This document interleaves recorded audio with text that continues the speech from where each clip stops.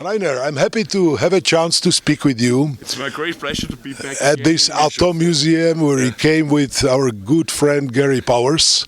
But you are from Austria and Rolní Rakouska, you can say it even in Czech. And your family name is really nice, Hunger. Hunger, yeah. Which means that let us be now hungry for, not time for goulash, but for, let's say, reaching some very elevated goals, like preventing the new Cold War Yeah. and preventing the nuclear, let's say, Holocaust. Without a doubt, yeah. What can we, as, let's say, people from two former parts of Austro-Hungarian Empire, what can we do together so that we contribute? I tell you something. We all know the history of the Austro-Hungarian Empire. You know, the Austrians, the Hungarians, and the Czechs, and all that. The monarchy was far from perfect. You know, had a lot of downfalls, but it gave smaller peoples, like the German-speaking Austrians, the Hungarians, the Slovak people, and the Czech people, it gave them a framework. So they were within a frame, you know. Far from perfect, don't get me wrong, I'm not promoting the monarchy. What we would need here now in Central Europe is a new cooperation between normal friends and neighbors. Don't get me wrong, every once in a while we are allowed to quarrel about the fence because we don't agree with the one or other issues. But we will always be neighbors. You can't choose your neighbors. And don't get me wrong, our lifestyle, I think, is a pretty cool one. And we all can agree on this Central European lifestyle that actually, look here and look at all that. We are living in one of the best corners of the world, don't you think? I easily agree with you. We are good neighbors and there is no animosities among our nations. Absolutely. But there is one difference. Your country is a neutral one. Would you succeed to preserve this position? Neutrality. This is a tough subject. Thank you actually for asking these questions, because I've been discussing these questions for quite some time. You always have to keep in mind, Austria has been occupied by the four Allies for 10 years. On the 15th of May 1955, the Allied forces, including the Soviet Union, they signed the States Treaty under the condition that Austria will declare its neutrality. All good, all fine. You read it in the history books. That's super. Do you know what happened on the 14th of May 1955? Just one day before we signed the States Treaty. Remind me what you have in mind. Yeah, it's easy. The Warsaw Treaty was signed in Warsaw. Oh. So the minute the Soviet Union had their military alliance, the Warsaw Treaty, they said, okay, this little bit of Austria is not important anymore, because now we are the opponent of NATO, you know, and this tiny little country in the middle of Europe doesn't count anymore. Keep in mind, one day before Austria got the States Treaty was signed, they signed in Warsaw the Warsaw Pact. Well, the key linkage, maybe you would not agree with me, was that NATO was established 6 years before. Yeah, it took the Soviets 6 years to get their alliance. The minute they had it, you know, they said this tiny little unimportant Austria, you know, okay, it should be neutral and all is good. But always, and you're absolutely right in that. NATO was founded in 1949. It took the Soviets 6 years to form the counterpart, the Warsaw Pact, you know. The minute they had the Warsaw Pact and they thought this is now a kind of balance, you know, between NATO and all that, they said, this Austria doesn't matter, you know, this is... Let me remind you another linkage. Soviets were trying several times to get a reunification of Germany under a neutral status, denazified, democratized, and so on. And only after it was clear that this would not happen, they came into that step. You have to be very careful. After the end of the of the Second World War, Stalin indeed proposed that Germany should not be divided, but get a neutral status. But I tell you something, this was just a big lie, because he wanted actually to weaken all the areas in Germany where already the Western Allies was. He knew exactly that the Americans, the French, and the British would never ever agree to a neutral Germany. But of course, it went to the media, and people said, "Oh, actually, that's actually quite a nice idea." So Germany is defeated, it won't join any military alliance, it's going to be neutral. But this, from the very beginning, this was a lie. Well, I don't know whether a lie, but for instance, Henry Kissinger in his memoirs is writing about that the West was afraid of such a step, that they, in such a case, neutral Germany would not be so pro-American. All right. I don't know on which level this is aired, and to be fair, I actually don't care. But do you really believe Henry Kissinger? You got me. You got. Honestly. No. Henry Kissinger was let's say, a mastermind of different tricks. You are correct. You are correct. He was playing different games. He was a genius man. At the same time, he was a man which did not care about certain moral and other. Let's say. Henry Kissinger got the Nobel Prize for Peace. How ridiculous is that?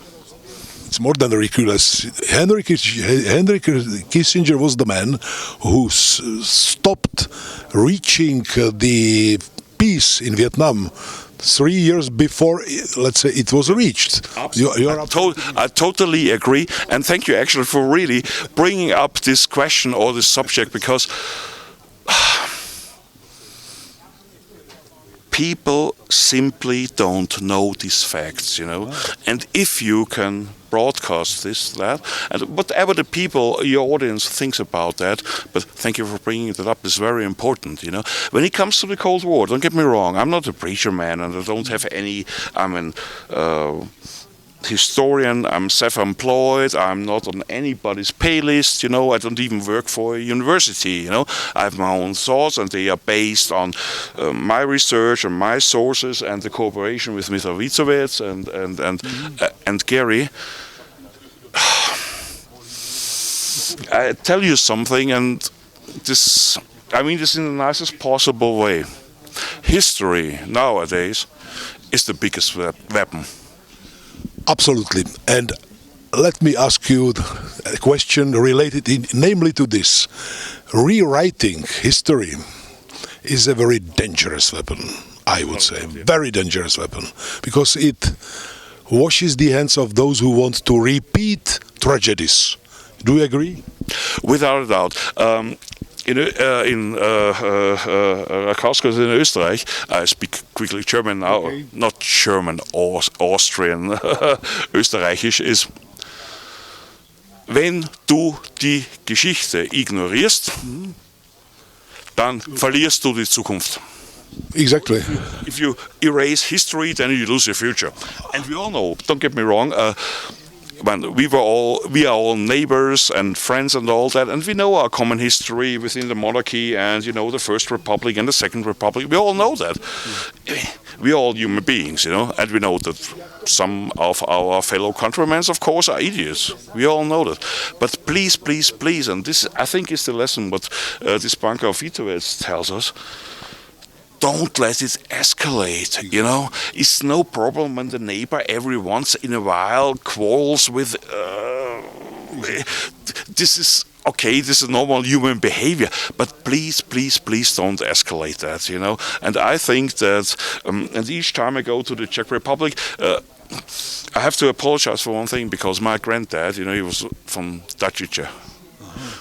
and my Czech is a catastrophe. I apologize for that. So speaking. My German too. But actually, speaking English, so the second level language. You're Czech, I'm Austrian, and we have to speak English. Actually, I don't really like that. But we get the message across, and there's one thing I'd like to add at the beginning is, I don't want to dramatize that, but think of the status of the world, whether it's Israel or bloody Ukraine or whatever and all that. Don't you agree with me that we are living here in paradise? To a certain extent, yes. But at the same time, there's a danger, and I don't know whether you would agree with me or not. All ourselves Europeans have common interests to survive in a reasonable, let's say, position, reasonable milieu. And there is a certain transocean power which does not seem to be happy with this. What's your opinion on it? Aren't we pushed artificially to conflicts which there is no European motivation to take part?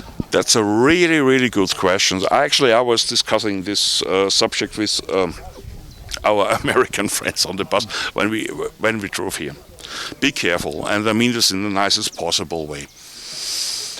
Most of the time, we actually create problems that, sorry for the rude words now, that fuck up our life, which is actually not necessary.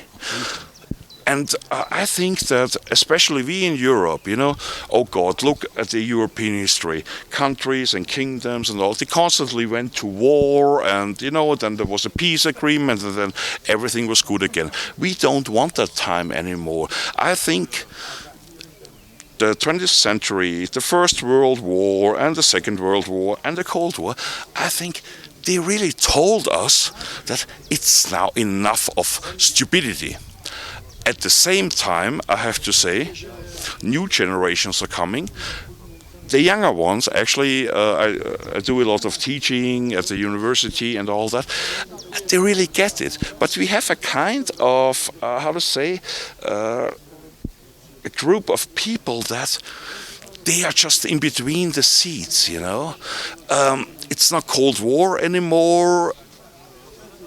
They just lost their own identity, and this is extremely dangerous. I told my American friends when we were up here, so this is Tony Rakouska, and this is Cheribon, and this is and all that, and I told them, we're neighbors. Sometimes we loved each other, sometimes we hated each other or whatever, and the Cold War is the best proof that we are always best friends. But just think, the mental, when the Gilles Porno came down, the Iron Curtain came down, and the borders opened, it was not love at first sight, but a generation after. Everything was good, and I really appreciate it so much. And my biggest regret is that I can't do this interview in Čeština. Doesn't matter, we'll translate it to Czech. Don't worry, we'll translate it to Czech. No, but as neighbors, my granddad could have given you this interview in the Czech language, in the Slovak language. Would you believe he even spoke some Hungarian? And this is a brutal, complicated language. Complicated. And his German also was pretty good. Look, we have to make extra podcast together. Sure. Honestly, I'll tell you something, and we should stay in contact. As what this is now. I love doing broadcasts, and if I have somebody, I like, don't get me wrong, your questions, they are so spot on, Now, you know why? This is what we want. Exactly, as neighbors. Exactly. We won't talk about the bloody weather or blah, blah, blah, and how good the Pilsen beer is or whatever. We have other, Wiener Schnitzel or whatever. We have other things to talk about, and we exchange and... Absolutely, Reiner. I asked Gary, and he said yes. And you are his, let's say, Cyrano for Europe. And Gary promised to me to take part in a project which will be a joint project. We will connect our efforts on one website. Yeah. Would you contribute as well? Without a doubt, but there's one condition. Yes. We don't only talk about wars and history and all that. Please guarantee to me that we also have a bit of fun. Why not? We like fun as well. We like fun as well, and fun is the best weapon, by the way, in politics as well. Without a doubt. And absolutely. Because you said that, this is I really know. One last. It's not politically correct, but I don't care because. So, do you know what's the difference between the Austrians and the Germans? Which one? Okay, we have a lot of. Now the thing is. Okay, I really need to. So, it's two peoples, the Austrians and the Germans, but one language. Mm-hmm. Do you know what the thing is between the Czechs and the Austrians? One people, two languages. That's the best invitation to our, let's say, cooperation. I'll be happy. Perfect. Happy. Thank you. Let's be in touch, and we'll invite you for a longer interview through Skype. Perfect. Yeah. Let's do it. We'll do that. Thanks a lot, Reiner. Thank you very much, operator. It's Thanks a lot. really great.